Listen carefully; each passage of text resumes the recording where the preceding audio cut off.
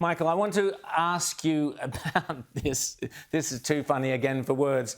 Climate hysteria has reached the ungodly levels, if you will, where Pope Leo XIV has decided to, at a Raising Hope for Climate Justice event, the Pope is out there blessing a gigantic chunk of ice.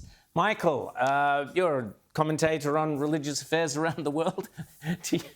What did you make of the Pope blessing a large chunk of ice? Well, I'm for pensioners and poor people and lower electricity prices. And I don't think the Pope blessing a block of ice is going to advance that any further. That was the traditional Labor view, a view that's not shared by Chris Bowen or the climate cultists in this government. How about we go back to what Jenny George has been advocating so eloquently in The Australian? I'd much rather listen to her than to the Pope, I'm sorry, on environmental policy and on power prices. Cheap power, lower prices for pensioners and people fighting the cost of living, and less money spent for climate millionaires who are getting money for transmission towers and wind machines and solar power, all of which goes into their pocket and not to the pockets of pensioners or poor people.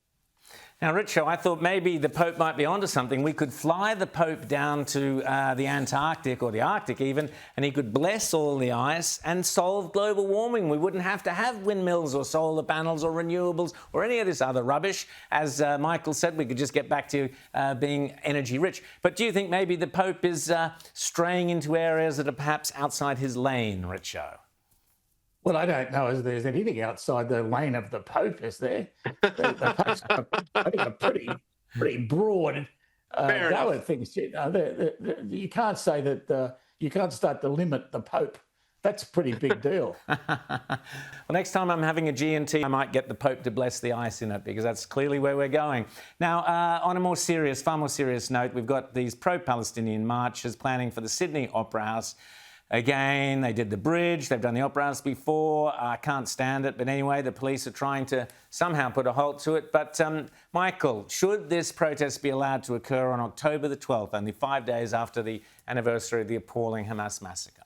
Well, you can't control people's civil rights in Australia, but it's a provocation to hold it there after what happened there 2 years ago, where they clearly yelled out, despite what the New South Wales paid police advisor said, they said gas the Jews. Now, Australians don't want that to be repeated on the steps of the Opera House again. Let them demonstrate in Hyde Park or wherever.